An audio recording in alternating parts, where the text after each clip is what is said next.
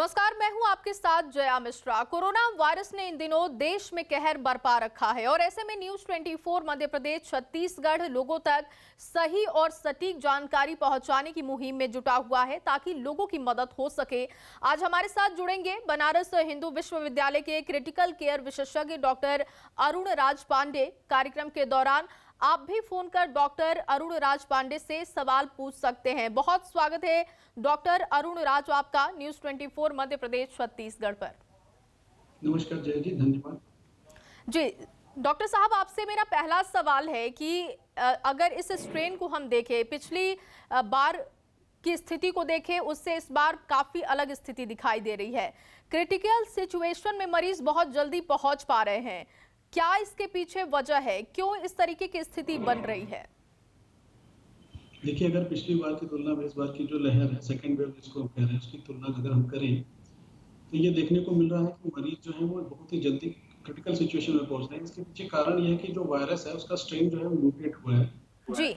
और 3-4 प्रकार के जो वायरस है वो जो है इंडिया में इन्फिल्ट्रेट हुए हैं अदर कंट्री से। कोई भी जो वायरस होता है वो एक सामान्य किसी भी जीव में एक जो कोशिश होती है अपने आप को सर्वाइव करने की, जैसे इंसान या कोई दूसरा जानवर करता है, वैसे वायरस भी कोशिश करता है कि वो अपने आप को सर्वाइव करे। जी। और जब वो किसी एक व्यक्ति के शरीर में प्रवेश कर जाता है तो वो कोशिश उसका शरीर जो है उस वायरस को मारने की कोशिश करता है, तो वो अपने कुछ जो उसके अनुवांशिक जो डीएनए और आरएनए होते हैं उसमें चेंजेस करता है और ये म्यूटेशन कहलाता है। इसी तरीके से जब वो दूसरे आदमी के शरीर में प्रवेश करता है तो एक नया तरीके का वायरस हो जाता है। तो कुछ ऐसे ही जेनेटिक म्यूटेशन जो है देखे गए हैं नए कोरोना वायरस में, जो ज्यादा खतरनाक है और बहुत ही जल्दी जो है व्यक्ति को सांस की समस्या का होना या आईसीयू में एडमिशन, ऑक्सीजन की जरूरत ये 3 से 4 दिनों 5 दिनों के अंदर ही देखने को मिलता है, जो इससे पहले वायरस नहीं देखने को मिलता है। जी डॉक्टर, कई सारे केसेस हमने ऐसे भी देखे जहां पर मरीज सिम्टम होने के बाद भी ठीक महसूस कर रहे हैं, लेकिन एकाएक ऑक्सीजन लेवल कम हो रहा है, फिर उनकी डेथ हो जा रही है। तो कैसे उन्हें पता चले, कब वो सिटी स्कैन कराएं? क्योंकि कई केसेस में तो ऐसा भी हो रहा है कि सिटी स्कैन से ही पता चल पा रहा है कि आपको इन्फेक्शन कितना ज़्यादा है। तो इस तरीके की स्थितियों में मरीज क्या करें, उनके परिजन क्या करें, उनके लिए क्या सलाह होगी आपकी? देखिए, सबसे पहले जो सिम्टम्स होते हैं ये नजरअंदाज नहीं करना चाहिए। सिम्टम्स जो होते हैं वो कभी भी आपके शरीर में जो चेंजेस हो रहे हैं वो आपको महसूस होते हैं। अगर आप उसको नजरअंदाज करेंगे तभी ऐसी कंडीशन में पहुंचेंगे जहाँ पे अचानक से होने लग जाए। ऐसा बहुत ही कम होता है। जनरली सामान्यतः ये लोगों में देखा गया है कि हमें अगर बुखार है वो तेज हो रहा है तो हम उसे नजरअंदाज कर रहे हैं। शरीर में थकान ज्यादा हो रही है, हमारी थोड़ी बहुत जब सांस फूलती होती है तो हम स्वीकार नहीं करते हैं।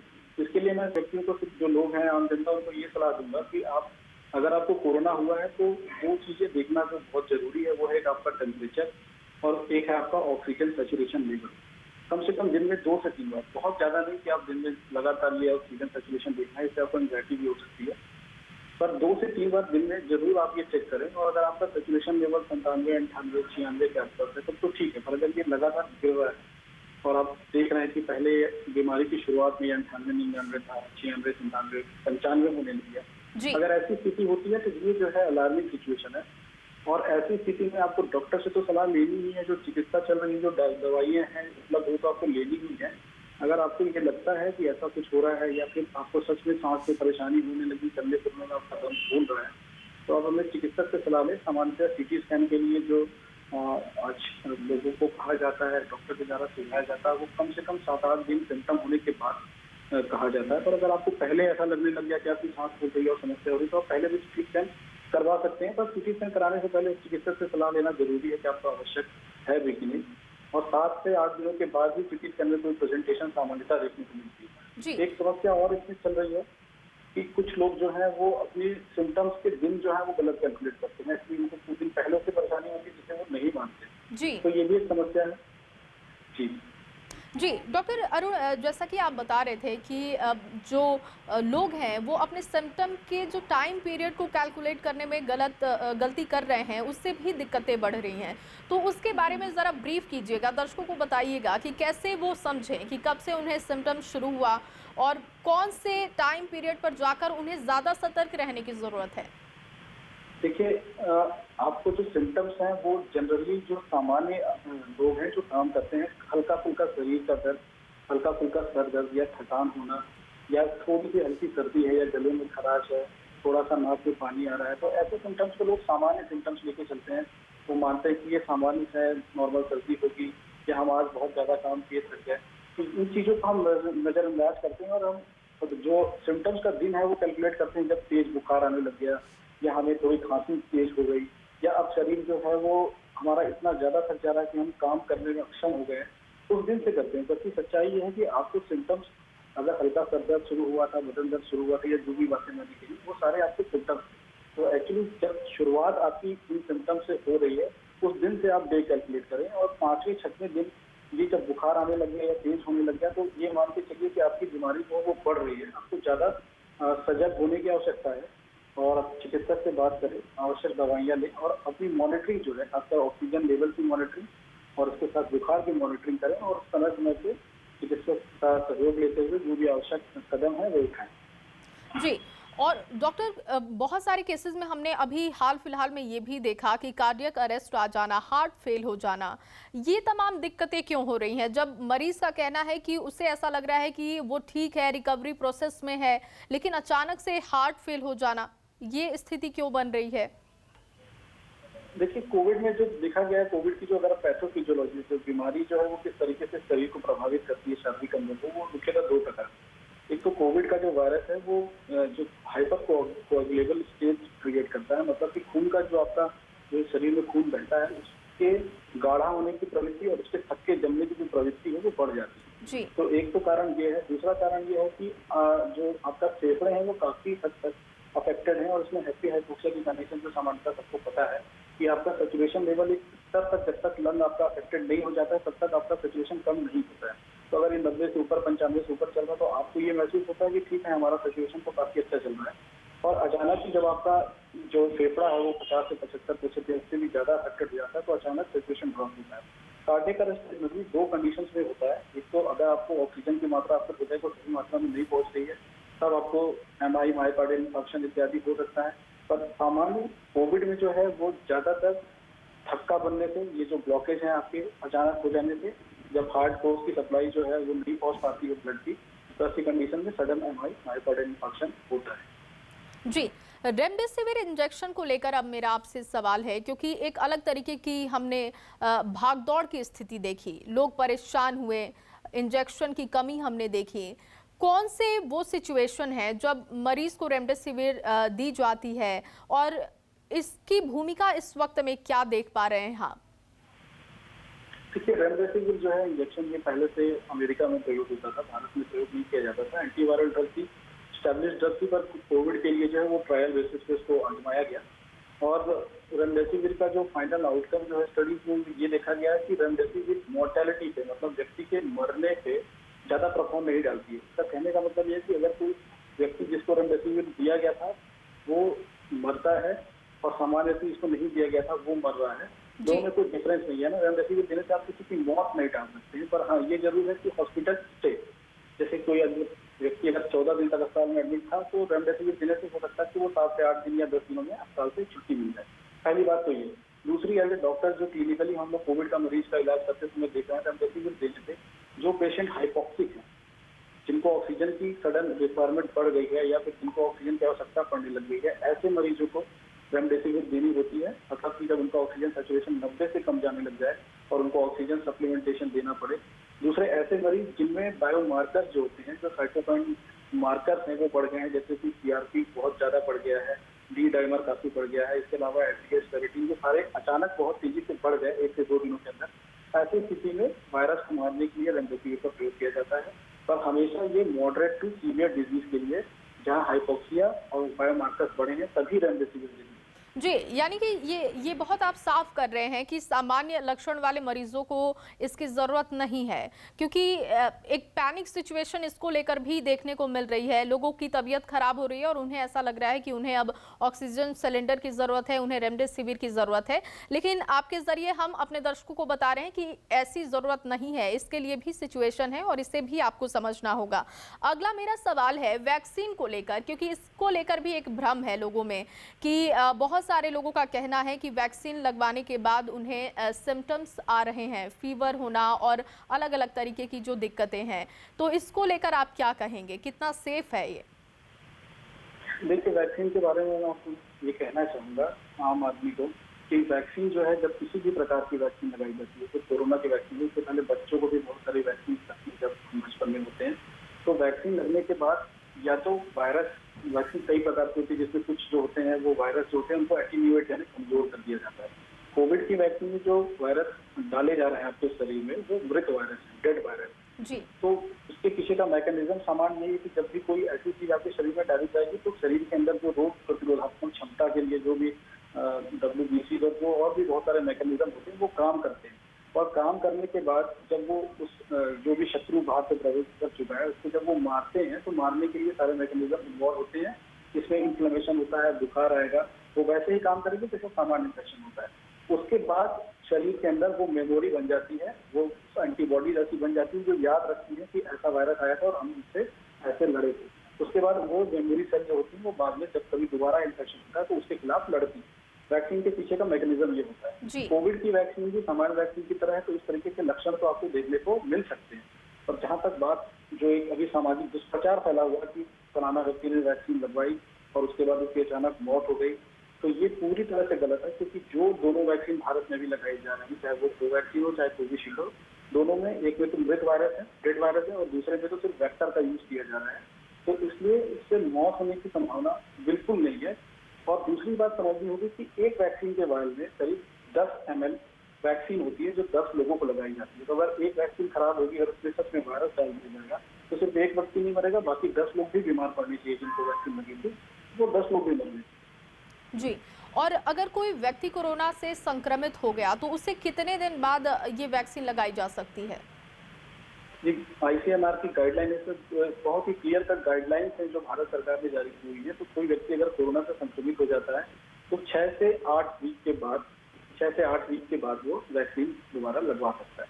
अगर उसने पहली वैक्सीन लगा ली है और उसके बाद वो संक्रमित हुआ है, तो संक्रमण खत्म होने को, पेशेंट के निगेटिव होने के बाद 6 से 8 वीक के बाद वो अपनी दूसरी खुराक ले।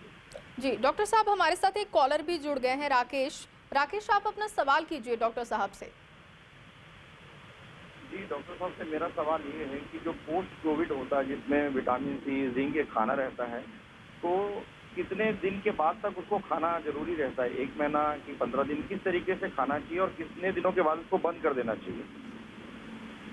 देखिए, पोस्ट कोविड एक तो ये विटामिन सी, जिंक की कोई प्रूवन बेनिफिट नहीं है। ये ट्रेस एलिमेंट्स होते हैं या कुछ विटामिन सी का जैसे रोल होता है इम्यूनिटी में, बहुत से स्टेप्स आते हैं, सेल्स होती है या एंटीबॉडी बनती है, तो वहाँ विटामिन सी की रिक्वायरमेंट होती है। तो इसके पीछे जो है कारण जो आपको प्रिस्क्राइब किया जा रहा है वो ये है कि आपके शरीर में इसकी कमी ना हो। तो अगर आपने कोविड के दौरान या कोविड से पहले से आप लेते आ रहे हैं, तो कोविड के बाद रेगुलर जो होता है कि आप एक रेगुलर 500 mg का विटामिन सी लीजिए। जिंक तो बहुत ज्यादा लेने की जरूरत नहीं है। जिंक 50 मिलीग्राम अगर आप 10-15 दिन तक ऑलरेडी ले चुके हैं तो और ज्यादा लेने की जरूरत नहीं, क्योंकि जिंक से कुछ नुकसान भी होते हैं। विटामिन सी जब रेगुलर ले करते हैं, इसलिए कोई रिकमेंडेशन नहीं कि 1 महीने तक लेना है या 2 महीने तक लेना है। आप रोज एक विटामिन सी की गोली खाएं, चाहे आप नींबू का रस ले या कुछ और ले, उससे भी विटामिन सी की पूर्ति हो जाएगी। जिंक के लिए कोई रिकमेंडेशन नहीं है। हाँ, विटामिन सी जरूर है, विटामिन डी जरूर है। विटामिन डी आज क्योंकि सभी लोग एसी में रहते हैं, अपने घरों में रहते हैं, धूप में कम निकलना पसंद करते हैं, तो लगभग सभी लोगों में सामान्यतः देखा जाता है कि विटामिन डी की डिफिशियंसी है। तो विटामिन डी का आप एक जांच होती है, विटामिन डी का लेवल करवा लें। अगर आपका विटामिन डी लेवल कम है तो इसको रिप्लेस करने के लिए कुछ कैप्सूल्स आते हैं 60,000 इंटरनेशनल यूनिट में, कुछ सैचेट आते हैं और इंजेक्शन भी आता है जो आप लगवा के उस लेवल को नॉर्मल कर सकते हैं। तो ये सामान्य क्या मतलब कहने का तात्पर्य है कि आपको अपना लेवल नॉर्मल मेंटेन रखना है। इससे कोई रिकमेंडेशन नहीं है कि आप 1 महीने तक खाइए या 1.5 महीने तक। जी राकेश, उम्मीद करती हूँ कि आपको आपका जवाब मिल गया होगा। डॉक्टर साहब ने जिस तरीके से बताया आपको कि आपको इन तमाम चीज़ों का ख्याल रखना है। डॉक्टर साहब, अगला सवाल आपसे है, क्योंकि अब लगातार हम देख रहे हैं कई केसेस अब ऐसे भी आने शुरू हो गए हैं कि लोग घर में हैं, ऑफिस नहीं जा रहे हैं, तमाम एहतियात बरत रहे हैं, बावजूद इसके वो संक्रमित हो जा रहे हैं। तो इसके पीछे की वजह आप क्या समझ पा रहे हैं और कैसे ये लोग एहतियात बरतें? देखिए, तो ये बात समझनी होगी कि पिछले स्ट्रेन की तुलना में जो ये दूसरी लहर है ये काफी इन्फेक्शियस है। अब इसके बारे में बहुत सारे क्लेम्स किए जा रहे हैं कि कभी कोई स्टडी अभी लैंसेट में पब्लिश हुई कि ये हवा में भी उपलब्ध है और हवा से भी संक्रमित कर रहा है। पर किसी भी तरीके का संक्रमण है, संक्रमण से बचने का तरीका जो है वो मूलभूत जैसा पुराना था अभी भी वैसा ही है। इससे सबसे महत्वपूर्ण है मास्क का प्रयोग करना। किसी भी जगह पे घर से बाहर निकलते हुए आपको मास्क पहनना है। मास्क पूर्णतः आपकी नाक को और मुंह को ढका होना चाहिए। आप चाहे तो लीक टेस्ट कर सकते हैं। लीक टेस्ट करने के लिए 6 सेंटीमीटर की दूरी पे आप कोई माचिस की तीली जला लें और उसको फूंक के देखें। अगर वो नहीं बचती है तो आपका मास्क सफिशिएंटली लीक प्रूफ है। जी। तो मास्क प्रैक्टिस सबसे अधिक इम्पोर्टेंट है। इसके अलावा अधिक से अधिक भीड़ भाड़ की जगहों में जाने से बचें। सोशल गैदरिंग से आप बचें। बाजार में अगर आप जा रहे हैं तो लोगों से दूरी बना के रखें।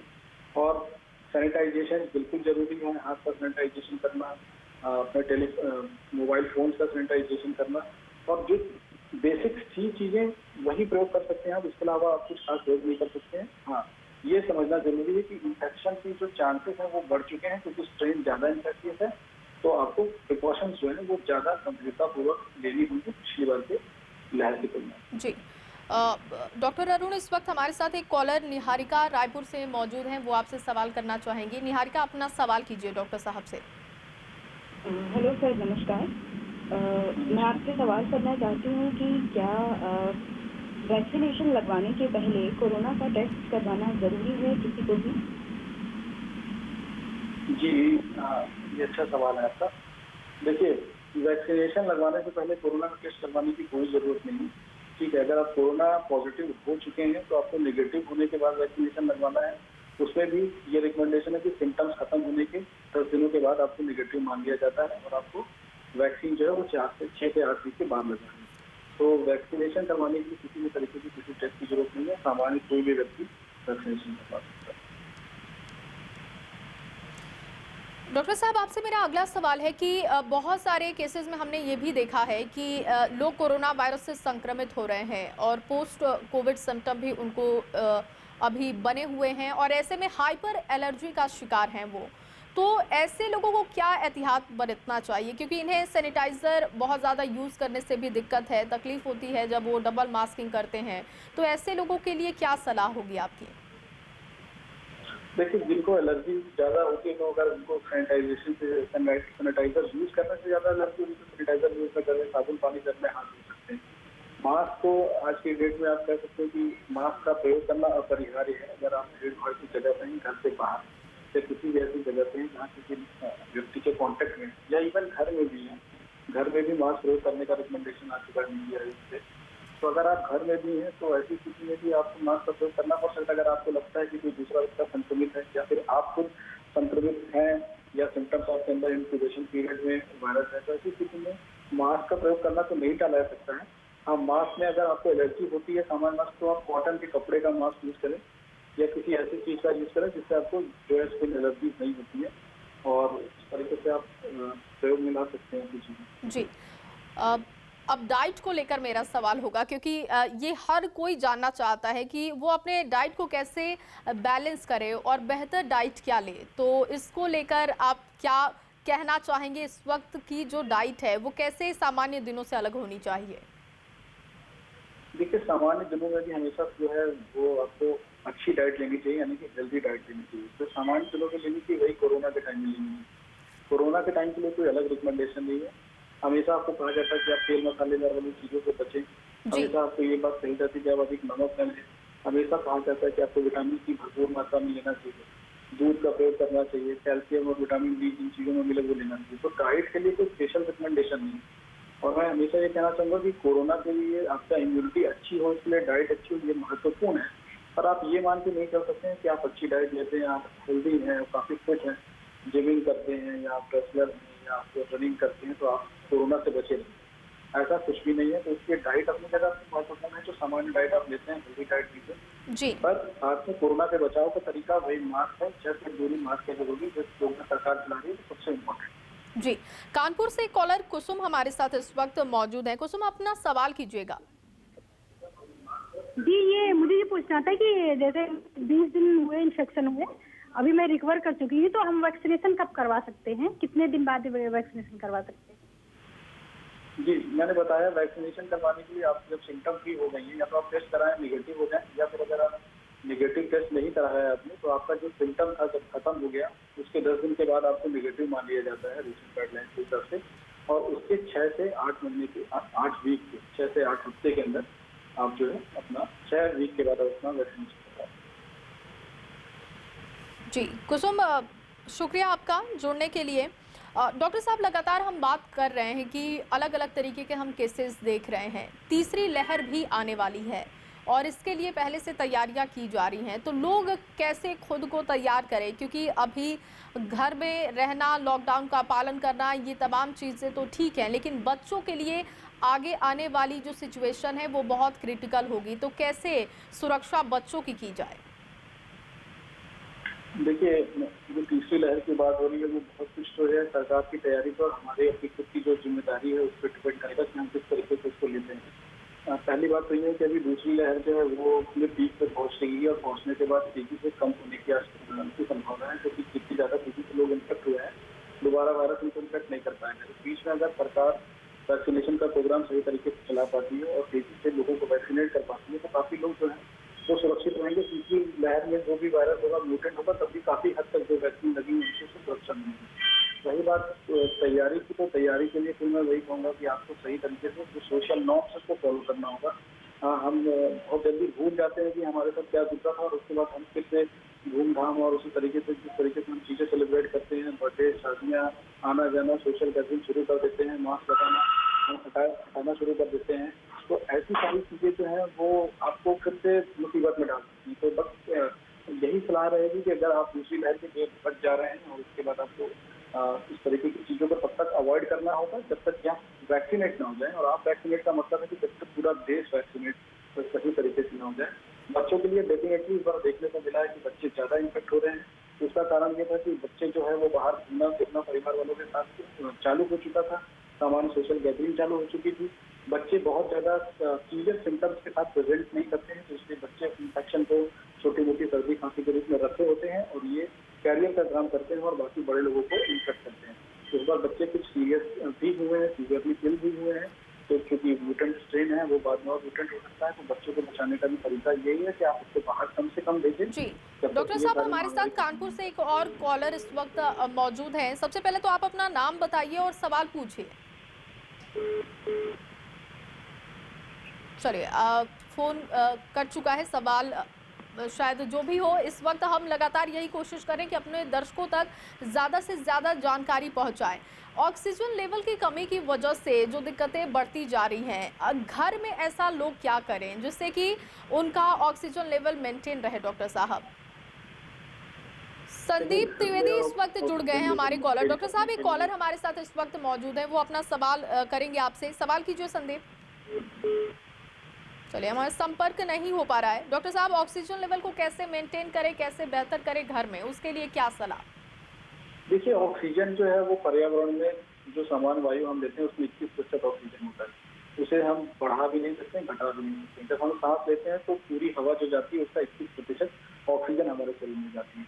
तो ऑक्सीजन लेवल मेंटेन करने का कोई तरीका नहीं है। हाँ, घर में आप योग व्यायाम करते हैं, डीप ब्रीदिंग एक्सरसाइजेज आप कर रहे हैं, आप हेल्दी डाइट ले रहे हैं, उसके साथ आप हेल्दी लाइफस्टाइल मेंटेन कर रहे हैं, तो बस इसके अलावा कोई तरीका नहीं है। हाँ, ये जरूर है कि आज कल जो देखा जाता है कि लोग फ्लैट्स में रहते हैं तो वेंटिलेशन जो है वो प्रॉपर नहीं है।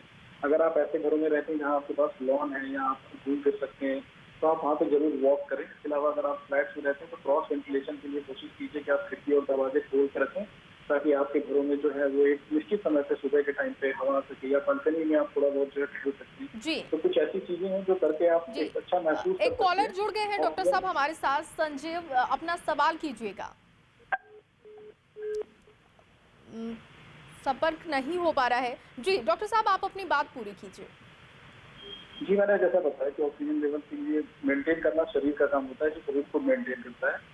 आप बेहतर ऑक्सीजन, बेहतर वायु लेने के लिए आपको थोड़ा बहुत मॉर्निंग वॉक कर सकते हैं आप लॉन में और अपने बालकनी में, और क्रॉस वेंटिलेशन करना और योगा करें। जी चलिए, बहुत शुक्रिया आपका जुड़ने के लिए और हमारे दर्शकों तक इतनी अच्छी जानकारी पहुंचाने के लिए। तो लगातार हम हर दिन इस मुहिम को आगे बढ़ाते जा रहे हैं। अलग अलग डॉक्टर्स के साथ हम बात कर रहे हैं कि कैसे इस वक्त में आप अपना ख्याल रखें और खुद को कोरोना संक्रमित होने से बचाएं। न्यूज़ 24 मध्य प्रदेश छत्तीसगढ़ आपसे ये अपील करता है कि आप तमाम गाइडलाइन का पालन करें, मास्क पहनें, 2 गज की दूरी का ख्याल रखें और सुरक्षित रहें। फिलहाल इस बुलेटिन में बस इतना ही। बने रहिए न्यूज़ 24 मध्य प्रदेश छत्तीसगढ़ के साथ।